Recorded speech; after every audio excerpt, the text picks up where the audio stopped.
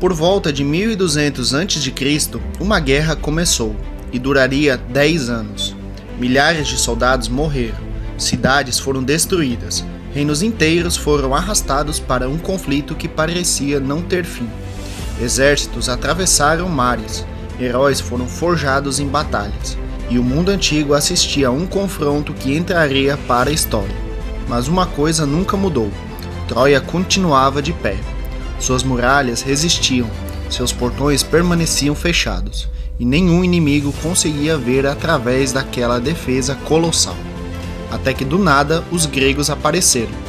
O campo de batalha ficou vazio, os acampamentos abandonados, os navios sumiram do horizonte, e o que parecia o fim da guerra era, na verdade, o início da maior armadilha da história. Estamos falando da lendária Guerra de Troia, um dos conflitos mais famosos de todos os tempos.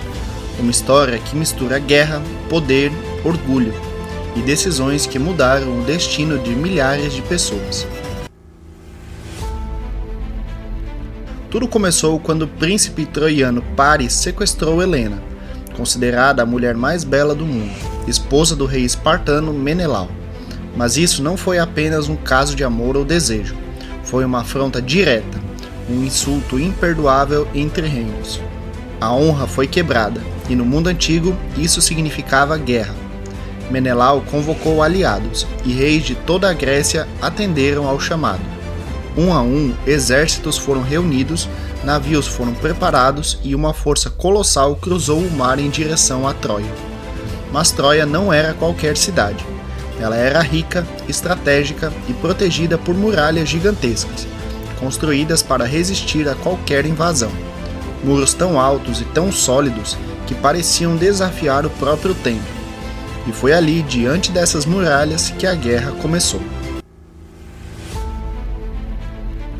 Durante 10 anos, gregos e troianos travaram batalhas sangrentas. O campo de batalha virou rotina.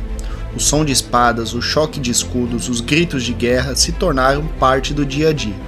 Heróis lendários surgiram, como Aquiles, o guerreiro mais temido da Grécia, rápido, brutal, praticamente invencível em combate. Do outro lado, guerreiros troianos lutavam com a mesma determinação, defendendo suas casas, suas famílias, a sua cidade. Vitórias aconteciam, derrotas também. Mas nada era suficiente, porque mesmo com toda a força, mesmo com todo o sangue derramado, eles não conseguiam entrar na cidade. As muralhas continuavam firmes. Era um impasse. Ninguém vencia e ninguém recuava. Uma guerra longa, cansativa, brutal, que parecia não ter uma solução. Até que, quando tudo parecia perdido, quando a vitória já parecia impossível, surgiu então uma ideia. Uma ideia tão ousada que ninguém imaginava que poderia funcionar. E mesmo assim, ela mudaria o rumo da história para sempre. O plano veio de um homem diferente dos outros, Odisseu. Ele não era o mais forte, não era o mais rápido e muito menos o mais temido no campo de batalha. Mas ele tinha algo que poucos tinham nessa época: inteligência. Enquanto outros pensavam em força, ele pensava em estratégia. Enquanto outros atacavam, ele observava, analisava e esperava. E foi ele quem propôs algo completamente inesperado. A ideia era até que simples e absurda ao mesmo tempo: enganar o inimigo. Os gregos fingiriam desistir da guerra, deixariam o campo de batalha, abandonariam seus acampamentos e sumiriam completamente da vista dos troianos. E no lugar, eles deixariam algo para trás: um presente, algo grande, chamativo, que fosse impossível de ignorar, algo que despertaria curiosidade, dúvida e decisão.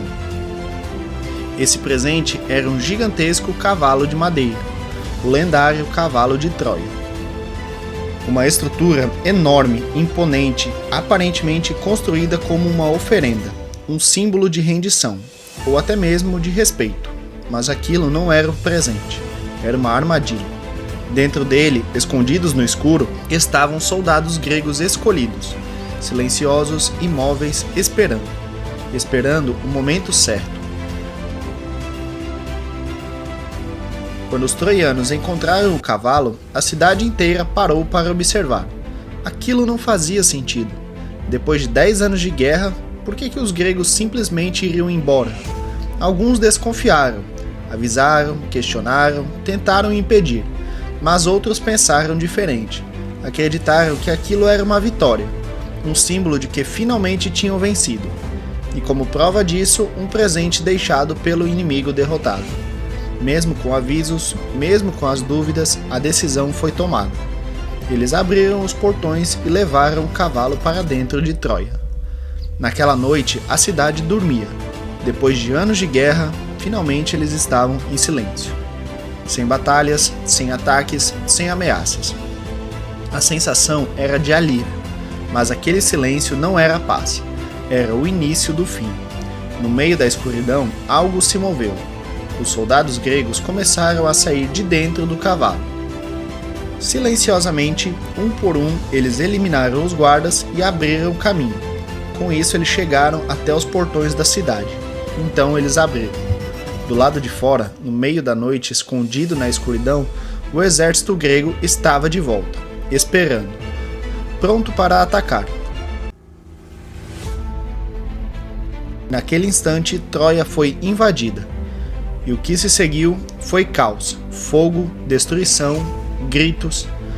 A cidade que resistiu por 10 anos caiu em uma única noite, não pela força, mas pela inteligência, pela estratégia e pelo engano. A história do cavalo de Troia atravessou milhares de anos e continua sendo contada até hoje, não apenas como uma história comum de guerra, mas como um símbolo de estratégia, de manipulação e de decisões que mudam destinos, porque às vezes a maior ameaça não vem de fora, ela não derruba muralhas, ela não invade pela força, ela simplesmente espera, observa e encontra uma forma de entrar.